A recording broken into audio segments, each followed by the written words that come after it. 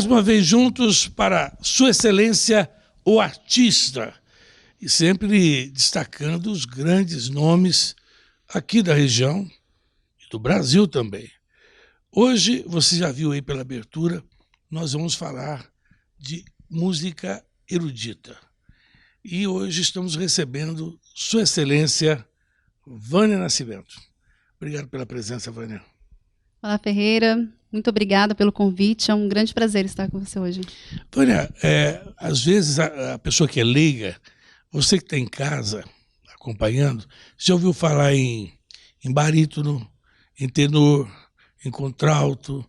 Para quem não entende, o que é para o cantor que quer começar, como é que ele se define? Se ele é um barítono, se ele é um tenor, como é que ele descobre isso?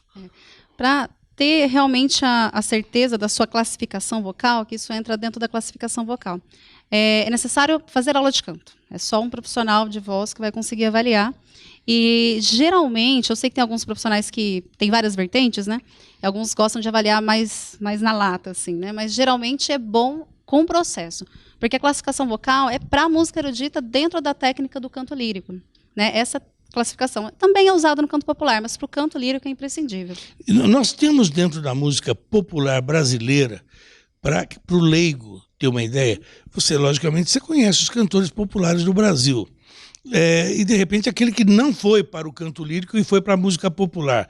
Nós temos alguns que, pelo timbre de voz, pelo jeito de cantar, você poderia apontar, por exemplo, como um tenor, mas que não vai cantar ópera, ele canta música popular. Quem, por exemplo, da música popular, você diria, esse é tenor? Eu vou falar assim, independente do estilo, né? Sim. Independente do estilo. Independente do estilo. Porque às vezes a gente dá até exemplo em aula, né? Por exemplo, o Zé Ramalho é o quê? Nossa, o Zé Ramalho, tem muito tempo que eu não ouço coisa dele. Mas você conhece o timbre de voz dele? Conheço. Mas eu não me lembro, mas é algo mais para agudo. Para ter aquela voz, né, assombrosa. É encorpada, né? Mas ele também sobe bem para agudo, eu não lembro eu não me lembro de repertório dele. O Aguinaldo Raiol, por exemplo, é o quê? É mais pro tenor. Tem exemplos, o pessoal procura muito, às vezes... TT Espíndola. Ai, não me lembro. Não me lembro do timbre. Não me lembro do Você, timbre. pra Na mim, música popular... Aquela música... Mas, então, assim, tudo que sobe o Gessé era o quê? Lembra do Gessé? Eu sei que aluno que eu falo. Eu acho que eu tô desatualizado de música. Mas sabe o que é? Na música popular é muito relativo. Porque nem todos buscam realmente cantar dentro da sua classificação vocal. Sim. Porque às vezes tem alguns que trabalham com técnica e outros não. Então tem muitas pessoas que cantam sem técnica. E assim, o Roberto Carlos é o quê? Talvez mais não tem uma definição. Tenor, todo mundo. Não é possível. Eu acertei um. Não é possível que eu não conheça o Roberto Carlos. Mas escolhi difícil. Um fácil. Mas é difícil pensar em classificação para música popular assim, na lata. Porque o repertório engana muito. Né? Então, assim, a gente não ouve a pessoa vocalizando. Você não conhece a voz da pessoa no cotidiano musical. Vânia, hoje nós podemos dizer assim, você pega uma criança, ela vai pela influência do momento e ela resolve ser dançarina. Aí ela vai entrar numa escola de dança e vai fazer, de repente vai aprender dança de rua, enfim. O que leva uma garota, de repente, a falar, vou fazer balé clássico. Da mesma forma, o que leva uma criança hoje a falar assim, eu vou fazer canto erudito? Vem da influência familiar. Né? Assim como as pessoas falam assim, tal pessoa já tem a predisposição para a música, vem do ambiente que cresceu. Então, por exemplo, eu tenho uma filhinha de 1 ano e 9 meses, meu marido é músico, que você o conheceu também, então assim, ela cresce no ambiente desde a barriga ouvindo música, eu dando aula, também sou professora de canto, tinha os concertos tanto solo segue como os coral, estilos. E ela está ouvindo, né? Segue os estilos. Então assim, você acaba que a criança vai sendo preparada auditivamente com toda aquela influência como que ela vai pai que é receber. sertanejo, o filhinho vai seguir sertanejo também. Não necessariamente, mas ajuda musicalmente ao ouvido ficar aberto, né? Então assim, o ouvido da criança vai abrindo, vai desenvolvendo. Eu vou entrar depois, logicamente, mais na sua área, mas é só para que o telespectador possa se familiarizar, porque o brasileiro não tem muito o hábito de acompanhar a música erudita. Aliás, eu quero daqui a pouco perguntar algo para você desse sentido. Os cantores populares hoje, se você pegar, por exemplo, o Chororó, né? Que tem aquele, tal, o Zezé de Camargo e tal. Eles seriam cantores que poderiam, de repente, partir para essa área se eles tivessem estudado mais nessa área. Eu estou te perguntando isso como leigo pela extensão vocal, pelo timbre e pela extensão vocal. Subir para agudo não necessariamente é para partir para música erudita, né? Até porque a gente tem as classificações vocais que a gente já havia falado. Então, assim, dentro da voz feminina eu tenho contralto, dentro da voz masculina eu tenho barítono, baixo, né? Então, assim, você ter uma voz grave, encorpada, também é muito bom para música erudita. Não necessariamente se eu sou soprano, se eu sou tenor, que vai ser bom para eu cantar repertório erudito, né? Então, assim, vai muito do que a pessoa vai escolher mesmo para se dedicar, porque é dedicação. Lógico que o material vocal conta muito, né? Você já ter ali uma voz que vai te ajudar no caminho é bom, mas o trabalho vocal é 95%. Nós temos compositores de música erudita no Brasil? Tivemos muitos e ainda temos. Atual. Tem um compositor que eu já cantei diversas peças dele, ele é vivo e ele já esteve em concertos que eu estive, né, participando, é o Vilani Cortes, né? Ele é de São Paulo. E tem peças lindíssimas, que inclusive faz muito sucesso para fora, entre outros compositores que a gente nem fica sabendo, às vezes estão nas faculdades, nas universidades. Mas a predominância é o quê? É americana, é italiana? A predominância dos grandes nomes da música... A Itália tem uma tradição muito grande, né? Tem. A Europa, de modo geral, né? Mas um país que recebe um grande investimento atualmente é a Alemanha. Alemanha. Ela recebe um grande investimento na música erudita, né, principalmente, e grande parte dos nossos amigos mesmo partem para outros países, assim, por causa da oferta, né? Vânia, eu percebi pela dificuldade de trazer você aqui, porque você tem compromisso, uma hora é com o coral, outra hora com a orquestra, às vezes é solo, né? Isso faz com que você esteja sempre em plena atividade. Você acha que o fato de serem poucos, quer dizer, você ter menos concorrência, abre mais o mercado para quem quer esse tipo de música? A pergunta, eu vou explicar até a pergunta, que é uma coisa até redundante, mas porque nós vemos, por exemplo, sertanejo. Se você falar que quer um sertanejo, hoje aparece 300 duplas.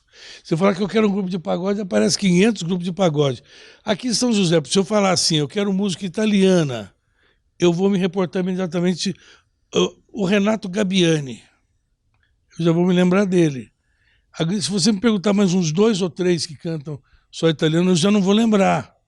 Quer dizer, ele acaba nadando de braçada sozinho.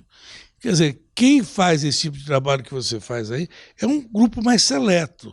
Portanto, tem menos concorrência. Acaba que o cenário fica, a oferta e a demanda fica equilibrados, né, em partes. A procura também é menor. Então, assim, por exemplo, se for comparar com o sertanejo, né, é muito popularizado. Então, tem mais grupos, mas tem mais procura, né, para esse tipo de evento, digamos assim. Para a música erudita, é um pouco mais restrito mesmo. Não deveria ser, porque a gente elitiza muito a música erudita, né? Mas ela um dia foi no âmbito popular, né? As pessoas iam às casas de ópera, como se fosse assistir novela, como a gente assiste série em algum local, na TV, na internet. As pessoas iam nas casas de ópera para assistir, né, os filmes, como se fossem os filmes, né? E aí eram as óperas acontecendo. Então, assim, é uma coisa popularizada, só que a gente trouxe para uma ideia meio elitizada, então acabou ficando mais restrito, né? Mas não é tão popular hoje, por quê? Porque quando você fala que você vai numa peça, ou você vai assistir um show de música erudita, uma apresentação, não é, né? Aí já nem é show, é uma apresentação. O que acontece? Você já vai com outro tipo de roupa, né? Isso aí já já muda todo o clima, o ambiente. Então não pode ser popularizado isso aí. Mas esse paradigma já foi um pouco quebrado. A gente tem, por exemplo, eu já participei de ópera, isso me fez marcar muito a minha vida. Eu participei de uma ópera no Teatro São Pedro, em São Paulo. São Pedro em São Paulo é legal. Em São Pedro, em São Paulo. Que é um teatro lá em São Paulo. E recebe muitas óperas lá. E na ocasião, a gente era o ensaio geral. Antes das restas, eram acho que 4 restas, e no ensaio geral iam levar crianças de escolas, né, de regiões carentes para assistir a ópera. E a gente ficou com um receio, assim, nossa, é o nosso último ensaio, a gente vai passar já com figurino, e a figurino ainda com alfinete, estava consertando, vendo o que funciona, o que não funciona com a cena e tal. Então a gente não podia ficar perdendo tempo, né, digamos assim, tinha que otimizar o ensaio. E levou as crianças, e assim, eles assistiram com uma empolgação na hora dos solos, das áreas, das peças em conjunto, a ópera era cômica. E eles vibraram tanto, curtiram tanto, ficaram tão felizes que as outras restas, que eram para um público mais sério, digamos assim, não foi tão legal quanto para eles. Então, assim, eles pulavam na cadeira do teatro, aplaudindo, gritando e dando risada. Só para encerrar, já acabamos esse bloco, um dia desses me falaram uma coisa assim, e aqui a ideia do programa é exatamente falar na linguagem bem popular mesmo, é por isso que eu prefiro não entender, exatamente para perguntar as coisas básicas que a pessoa em casa também, o leigo perguntaria. Estamos falando para leigos, né? Claro. Então eu prefiro ser também para perguntar de repente, às vezes pode perguntar uma coisa que aparentemente é uma bobagem, mas que de repente a pessoa em casa tem dúvida. Sim, também. Com certeza. Ouvi essa história, eu não sei por quê. Por que será que falaram assim, nossa, aquele cara lá, ele é gordo, parece cantor de ópera? Por que eles criam esse estigma? De que o gordo estereótipo, né? Por quê? Por que inventa essa história? Eu acho que teve grandes cantores, né, que marcaram falando em âmbito mundial, né, grandes cantores de ópera que realmente foram significativos para a história da música clássica de modo geral, que eram mais cheinhos, né? Então acho que ficou esse estereótipo, né? Que as pessoas... E é engraçado porque a alimentação também gasta muita energia cantar. Gasta muita energia mesmo, você fica muito exausto. Inclusive tem matérias científicas que falam que tem cantores que chegam a perder mais de 1 quilo em resta de ópera. Tem óperas que são muito grandes e muito exaustivas. E por que a música erudita é considerada uma música de elite, requintada? Então, eu acho que assim, vendo isso de dentro, né, sendo uma musicista erudita, é muito estudo. É muito estudo. Até como eu comentei em algum momento, que você falou da questão de quem vai estudar, né? É 95% de estudo. Então, assim, você ter uma predisposição, ter tido uma influência em casa, ter uma voz que vai te ajudar, é muito bom, mas é tudo estudo. Será que é caro você fazer uma aula de canto para você ser uma cantora erudita? É como estudar. A pessoa fala assim, mas o tênis é para quem tem alto poder aquisitivo. Aí você vai falar, o futebol é para periferia. Será que se comparar o futebol com a música e a música erudita é assim também? Daqui a pouquinho a gente vai saber um pouco mais. Vamos de música? Vamos lá, a gente volta já.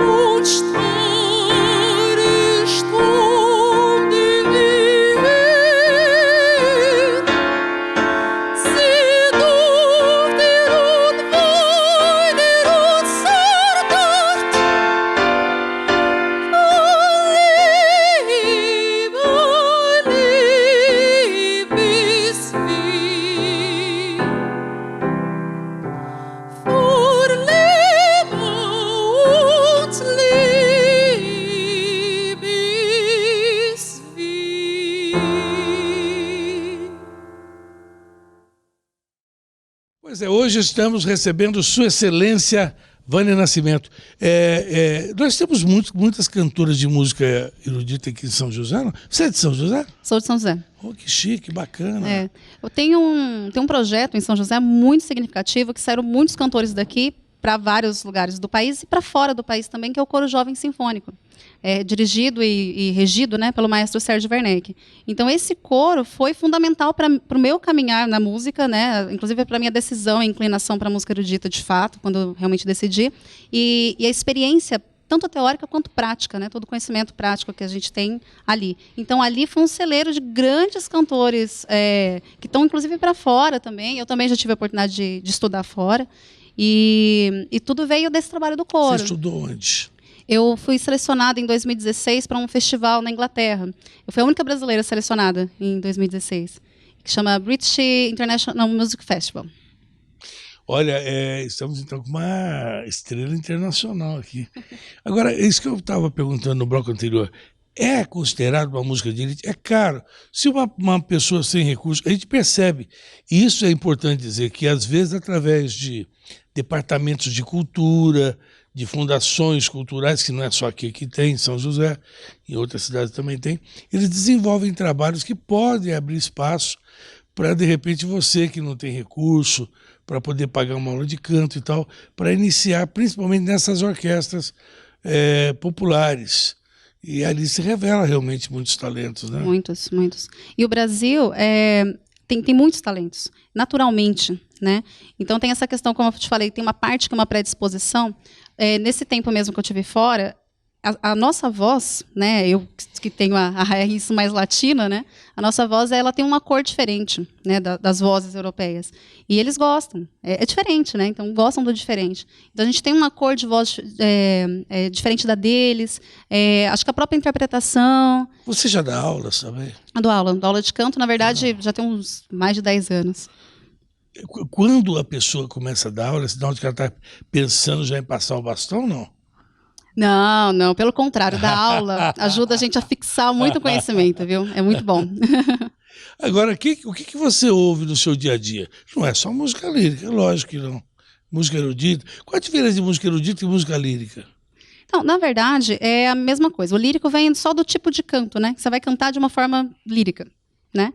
E a música erudita abrange todos os períodos da música, desde do barroco, renascença, clássico, romantismo, moderno. Por que o brasileiro tem essa mania, essa cultura, uma grande parte deles, quando você fala assim, eu vou assistir uma ópera, e dá a impressão de ser aquele negócio arrastado, lento, eu vou sentir sono, uma coisa.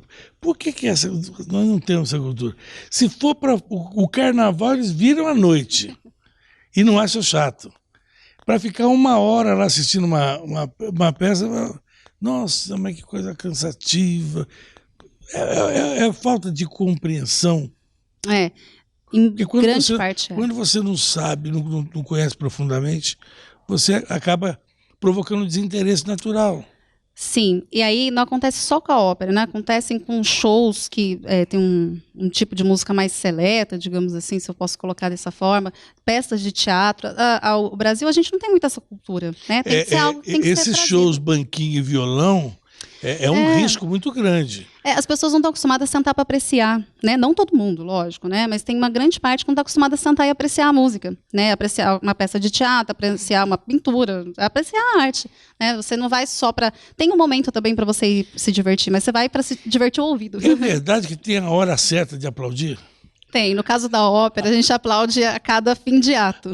Então, se eu tenho 3 atos, eu aplaudo após o primeiro ato, o segundo, o terceiro. E deve ser interessante pelo seguinte, como é que você mede se, poxa vida, foi bacana, o povo gostou, foi um sucesso, como é que você consegue quantificar isso?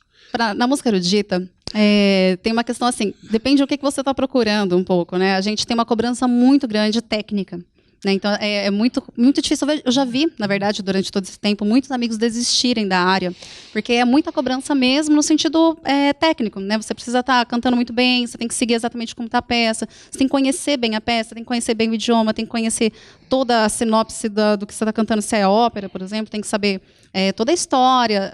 Se você for fazer a ópera inteira, logicamente, você já tem que saber tudo, mas se você faz uma peça avulsa, como a gente fez aqui, por exemplo, você tem que conhecer para você trazer aquilo. Então, envolve tantos elementos, né? Tem que saber o compositor, tem que saber como que era executada aquela peça naquela época.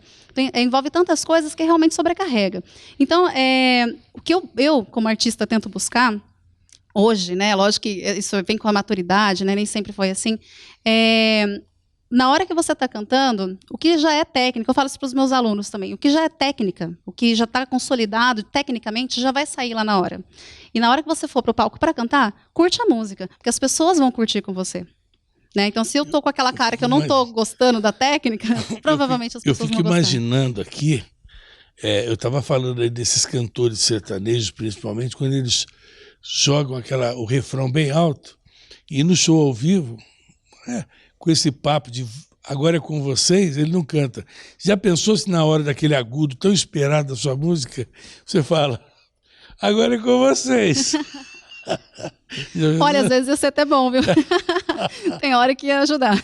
Mas como é que faz para ter essa segurança? Quando você sabe que vai dar aquele agudo, você fala, puxa vida, e vai estender bastante, você fala, puxa vida, eu não posso ondular, tem que ser... Não dá uma insegurança. Depois de uma certa... Já com certa experiência, você vai na certeza. Porque o tiro tem que ser certeiro, né? Tem que ser certeiro. Você só tem uma chance de acertar quando você executa a música ao vivo, né? Executar a música ao vivo, você tem que estar ciente que coisas podem acontecer. Né? Eu conheço pessoas que já me contaram, cantores, amigos meus, que engoliu uma mosca na hora que estava cantando. Então, coisas acontecem, e aí? Né? Engoliu e continuou cantando. Então, graças a Deus não foi comigo, mas poderia ser, né? E aí? Olha, é igual o programa do Glória, que era um amigo meu. Eu, não, na verdade, um amigo. Mas assim, poderia ser, né? E assim, eu já cantei em condições adversas, que é difícil de você lidar. Então, tudo aquilo que está ao redor pode te prejudicar. Você né? canta em igreja também? Canta em igreja também. Mas é aí, em qualquer igreja, chamou, você vai? Para executar música erudita ou sendo membro da igreja? Não, para ir cantar música erudita. Por exemplo, eu falei para você de aquele Aleluia, como é que é aquele Aleluia que você falou que está popularizado aí? Que é do Leonard Cohen? Como é que é? I heard there was a secret chord that David play and pleased the Lord. Esse comecinho, né? E o refrão, Aleluia, Aleluia, Aleluia, Aleluia. Então, você pega uma canção dessa aí, ela é um hino. É um hino. É o tipo de canção que encaixa em qualquer igreja. Né? Então, o texto não é cristão. Então, você pode ser chamado para cantar. E Sim. não tem problema. O texto, na verdade, então, assim, pensando na igreja, se for num contexto evangelístico, né, aí ele não caberia porque o texto não é cristão. Mas em outros ambientes, por exemplo, em casamentos, se pede muito. A famosa Ave Maria, você faz? Muito. Então, mas aí só pede Ave Maria, não preciso dizer, eu não preciso perguntar em qual igreja você canta Ave Maria, que só pode ser na católica. Agora, aí você canta em igreja, você faz casamento, e aí? São teatros, são recitais, são peças, onde mais você se apresenta? Você vai concertos... Normalmente não são shows abertos, né? São coisas mais restritas. Tem de tudo um pouco, né? Depende um pouco. Por exemplo, eu tenho um coral e orquestra, né? Aqui no Vale, que eu dirijo. Quantos integrantes? A gente faz desde formações pequenas, porque aí a pessoa que contrata, que escolhe, né? Desde trios a formações com coral de 20 vozes e orquestra com 15 músicos, às vezes até um pouquinho maior, um pouquinho menor, a pessoa adapta ao tamanho que ela quer, né? E a gente faz bastante evento a partir desse grupo. E nesse grupo a gente executa repertórios variados. Aí, por exemplo, como eu falei assim, eu canto bastante Ave Maria, eu canto bastante nesse grupo, né? No grupo Sinfonia a gente faz, por exemplo, cerimônias ou tanto de casamento como eventos corporativos. Aí às vezes as pessoas pedem de acordo com o tipo de celebração que eles estão fazendo, né? Não só o público católico, digamos assim, né? Não só quem é católico, mas às vezes casamentos ecumênicos. As pessoas gostam da melodia porque é uma peça erudita, né? Então, para alguns é uma oração, né? Para quem crê, e para quem é evangélico ou para quem não segue alguma religião, né, desse cunho cristão, gosta da música em si, né? Porque, por exemplo, tem a Ave Maria de Gounod, tem a Ave Maria de Schubert, a Ave Maria de Caccini, então... A de Gounod é mais... a de Gounod, ela é uma das mais pedidas, né? Ela é bem conhecida, Gounod fez a melodia, mas o acompanhamento é de Bach. E aí é até engraçado, porque Bach foi protestante. Olha que coisa. Então, assim, todo o acompanhamento que tem aquela introdução bonita, arpejada, é de um movimento de Bach, uma peça do Bach. Bacana. A gente vai para o intervalo, você segue de música e, na sequência, a gente segue conversando com Vânia Nascimento. Vamos lá.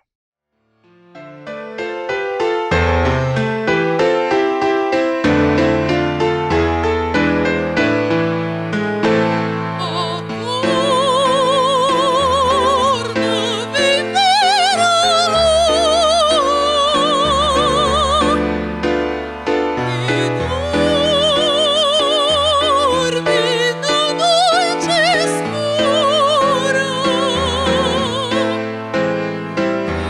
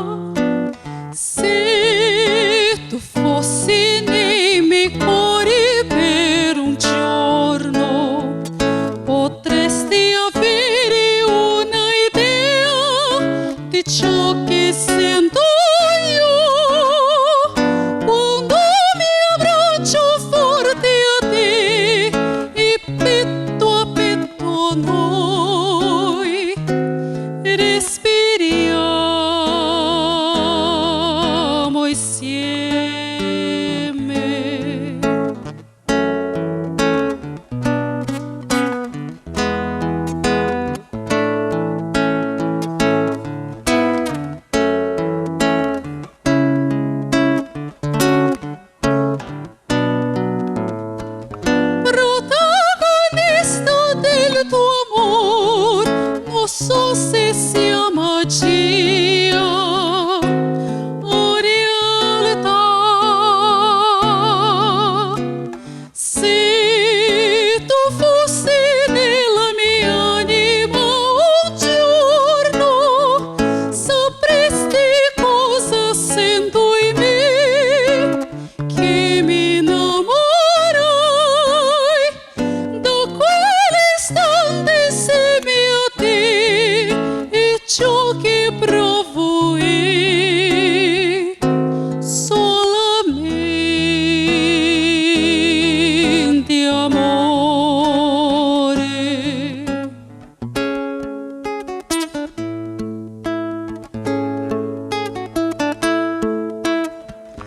Da quell'istante insieme a te, e ciò che provo è solamente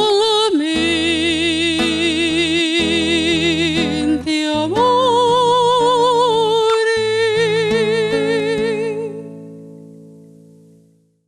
Sua Excelência, o artista, aqui no palco com Vânia Nascimento. Ô, Vânia, eu perguntei, se você respondeu, eu não lembro, vou perguntar de novo, eu vou insistir.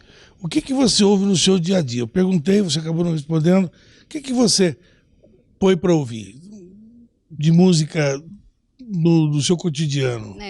Inicialmente, sobra pouco tempo para a gente ouvir. Aí. Porque a gente estuda muito, né? E acaba ouvindo muito do que está estudando, né? Mas ouvir é fundamental para abrir o ouvido para outras coisas. Como eu dou aula, eu acabo ouvindo de tudo. Absolutamente tudo. Porque os alunos pedem, né? Então tem alunos que é do canto lírico também, tem outros que são da música popular. E às vezes da música popular, que é uma área que eu já estudei menos, né? Eu estudei música brasileira erudita, né? E às vezes eles vêm com coisas bem diferentes. Então a gente pesquisa sobre, vê o que vai fazer, como que vai trabalhar, e dentro da técnica, né? Então a gente acaba ouvindo coisas diferentes também, né? E a gente também atua na igreja, né? Eu sou da Igreja Batista, então a gente também ouve bastante repertório de lá para conseguir trabalhar com o pessoal. Eu cuido do coral lá, a gente também tem o Ministério de Louvor. Então acaba que eu ouço bastante as coisas do trabalho, né? Do que a gente trabalha. E aí nos momentos vagos, assim, tudo que a gente vai ouvindo que é bom para o ouvido, vai colocando no repertório. O Villa Lobos é uma referência para a gente? Sim. Segue sendo? Segue sendo. Villa Lobos é questionável para alguns, né? Porque ele teve uma formação muito forte na França, e tem muitas pessoas que amam e tem outras pessoas que odeiam, né? Mas para mim, como cantora, como musicista, eu gosto muito. Acho que as peças que são para canto, né, são muito vocais. Isso é uma coisa que tem que considerar bastante. Tem bastante repertório para canto que é difícil de cantar, não difícil pela dificuldade, mas porque não foi escrito para o canto, né? Poderia ser melhor. E para as coisas que o Villa Lobos escreve, né, que escreveu no caso, são bem vocais. São além boas dele, de cantar. quem mais? No repertório erudito brasileiro, Cláudio Santoro. Tem peças muito boas também, né?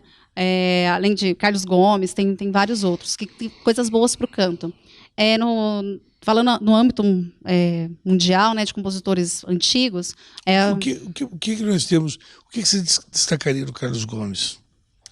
Olha, tem de peça? Sim. Tem uma peça muito bonita que ela é simples, na verdade. Tem outro compositor também, Valdemar Henrique, coisas muito boas. Tem uma peça chamada Acalanto da Rosa, ela é muito bonita, recomendo a todos só ouvir. Geralmente, quando os alunos começam a estudar canto lírico, eles passam por essa peça, né, dependendo do tipo vocal. E ela agrega muito. Traz muito conhecimento assim, do canto lírico. É muito difícil para a gente cantar música erudita brasileira, porque a gente associa muito à música popular. Então, você vê os alunos começando a estudar, geralmente cantam muito bem uma peça italiana, uma peça em francês, em alemão. A hora que vai passar para o canto, passar para alguma música erudita brasileira, tem muita dificuldade em cantar. Você falou de classificação vocal, qual é a sua? A minha, sou soprano. Quem que você apontaria como o maior tenor brasileiro? Tenor brasileiro, atualmente... Olha, difícil. Tem muitos tenores bons. Não consigo pontuar um nome para você. Tem vários bons, mas eu não... Então, de 10, aponta um. Não me lembro de algum, assim, que realmente me destacou para eu falar. A maior soprano brasileira. Soprano brasileira? Olha, tem muitas boas. Tem uma que eu gosto muito... Deixa eu lembrar o nome dela, mas ela estava em cartaz, até no musical ela faz muita coisa erudita também. E Eu gosto muito dela na interpretação. A voz é incrível, mas eu gosto muito na interpretação. Não estou conseguindo lembrar o nome dela agora. Então, você percebe, nós não temos... Se eu perguntar para você hoje quem é o melhor cantor sertanejo do Brasil, o pessoal pode cada um indicar um. Você percebeu como é que é a dificuldade? Que às vezes, mesmo você que é do meio, às vezes não consegue lembrar. Isso às vezes é falta de espaço na mídia, para que as pessoas apareçam mais. Que nós temos muitos talentos. Por exemplo, a Vânia é um talento. Né? É um talento. Não só, e ela está se mostrando, não só, por isso que eu perguntei se ela dava aula, não só cantando, como você percebe o grau de comunicabilidade dela, como ela fala fácil, explica fácil, gostoso de ouvir. Não tem nada de complicado, é falta de espaço. A TV Cultura tem alguns programas muito interessantes e abre para isso. Né? Se você me permite colocar, eu acho assim, o que acontece é que na música erudita acaba sendo exibido muito para um público só. Um segmento só. Né? Um segmento só. E assim, questão dos nomes, pontuar nomes, assim, eu tenho uma dificuldade natural de guardar os nomes. Não, né? mas que não são na verdade, não são conhecidos mesmo, né? Não, você conheceria até porque você está no meio, mas aposto que mesmo que você citasse, a pessoa em casa não ia saber quem é. Não saberia, Então, a não ser que acompanhe a música erudita. Então, né? Agora, eu te digo uma coisa, eu acho que seria bacana se as fundações culturais, se os departamentos de cultura, levassem um pouco mais da música erudita, da música clássica para a periferia. Eu citei um dia desse aqui, no samba, o Benito de Paula, que eu sempre no rádio, eu o chamei de o maestro do samba. Porque no finalzinho da década de 60, quando estava no auge os grandes grupos de samba, originais do samba, etc. e tal, foi esse período em que ele, através da sua arte, o morro, que era a voz, o samba que era a voz do morro, dos morros cariocas, né? Ele tirou, de repente, essa imagem do samba dos morros cariocas para os grandes teatros. Da mesma forma, poderia fazer o contraponto, levar um pouco da música clássica para a periferia, para que as pessoas pudessem conhecer melhor, ter mais intimidade com a música e quebrar essa barreira de que a música clássica, a música erudita é só para uma elite. Eu acho que já quebrou um pouco esse paradigma, assim, né? Que você tem que ser desse jeito. Por exemplo, até a questão do próprio aplauso, né? Eu acho que se mantém essa ainda tradição, sei lá, no Teatro Municipal de São Paulo, Teatro Municipal do Rio, né? Por exemplo, eu já fiz ópera e outros concertos, e até concerto de música sacra, que também se aplaude ao fim. Que as pessoas aplaudiram no meio, porque gostaram, né? E assim, em locais aqui em São José, locais no Vale, até em outras cidades também, fora do estado, eu acho que está mudando um pouco. E tem muitos projetos que levam a música clássica, né, a música erudita, para outros locais que não comumente se ouve, né? Tem uma grande dificuldade que é o lugar para se executar. O cachê do músico erudito também é maior? Depende do trabalho. Depende mais do trabalho. Porque né? é um material, é um profissional mais raro de se encontrar no mercado, então é mais valorizado, não? Depende um pouco. Às vezes, dependendo do tipo de trabalho, você pode estipular algum valor. Tem outros que o pessoal já valoriza naturalmente, tem outros que não tanto, né? Apesar de parecer que tem poucas pessoas, mas tem muitas. Tem muitas pessoas da área de música, da música erudita, do canto lírico, né?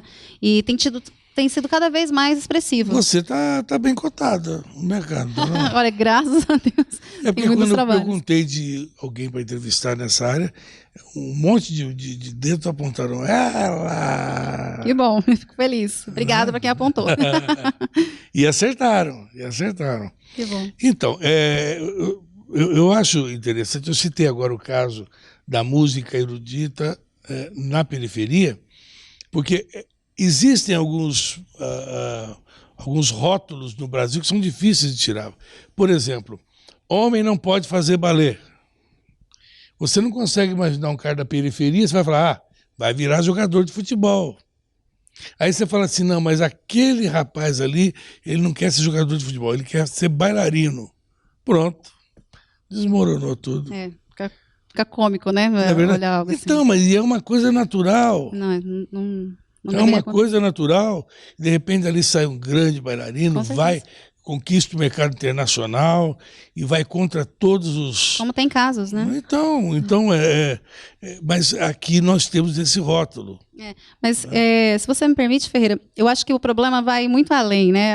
É lógico que assim, tanto eu como meu marido, como eu tenho um projeto com uma amiga também, cantora lírica também, ela atualmente mora em BH, Liliane Maciel, e a gente já fez o nosso projeto de música erudita em vários locais, entre eles asilos, locais da periferia, que as pessoas realmente se impressionaram. E várias pessoas falaram, nossa, o que é isso? Eu nunca ouvi ninguém cantando assim, porque nem sabia o que era canto lírico, nunca ouvi uma ópera, nada. Mas eu acho que está muito relacionado também com a nossa educação. Então, a arte tem que ser inserida de verdade nas escolas. Então, qual que é a diferença quando você vai para um país fora, né, ou você tem contato com o estrangeiro e você fala que você é cantor lírico, a pessoa te trata diferente como quando você fala como brasileiro. Né? Eu já ouvi muitas vezes, tenho certeza que todos os músicos já ouviram. Você trabalha com o quê? Só com música? Deixa eu te falar, né, nos anos 70, e eu me lembro disso, você fala hoje, você cria uma polêmica.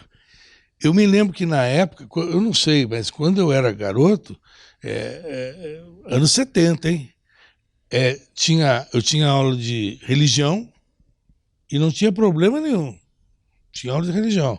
Tinha aula de educação sexual na escola e não tinha problema nenhum. E tinha aula de música.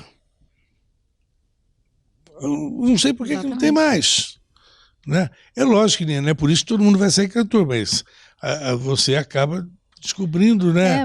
Dando oportunidade. Né? Exatamente. E a música, ela traz muitos benefícios. Além do auditivo, né, para a gente conseguir apreciar coisas de um nível musical mais elevado, digamos assim, também a questão do intelecto. A música, tem tantos estudos científicos que mostram que a música desenvolve tanto o intelecto, né, ajuda na memória, tanto para as pessoas que estão doentes, como estão com algum problema, né, questão de doenças, como para crianças, no nosso decorrer da vida mesmo.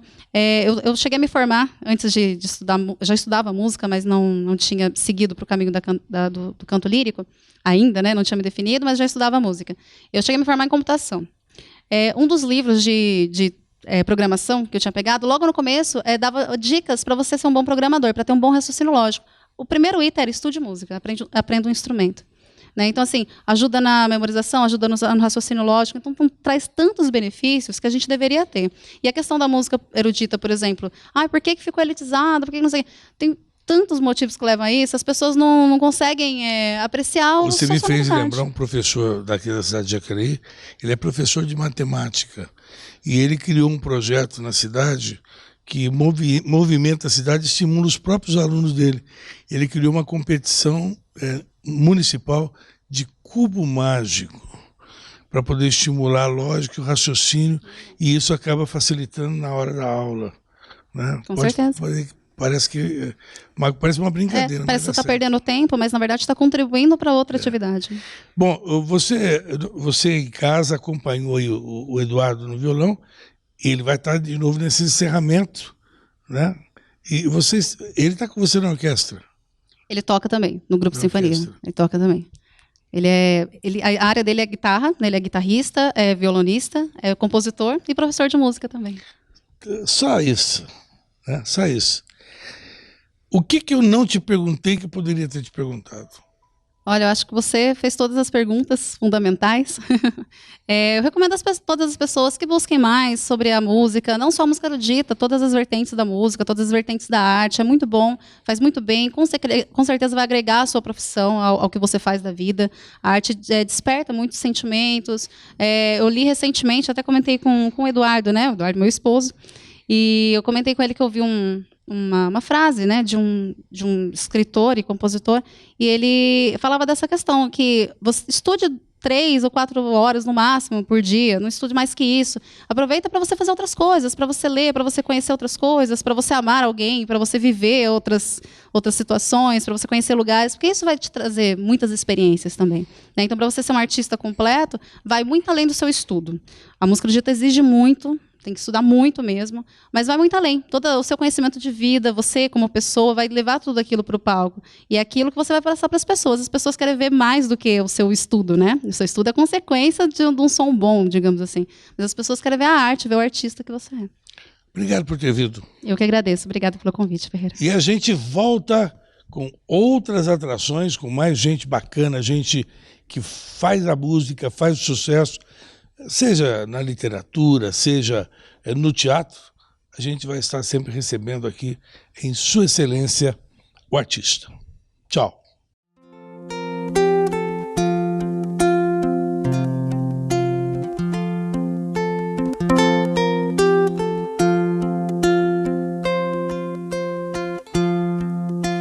Sailors all this time, true as it can be, bury ever friends, then somebody bends unexpectedly. Just a little change, small to say the least, but a little scared, neither one prepared. Beauty and the Beast, ever just the same, ever a surprise, ever as before, ever just I'm sure, as the sun will rise.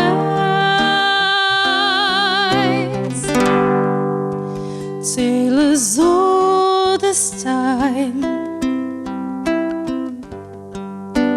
turners all this song, beaten, sweet and strange, finding you can't change, learning you were wrong, certain as the sun,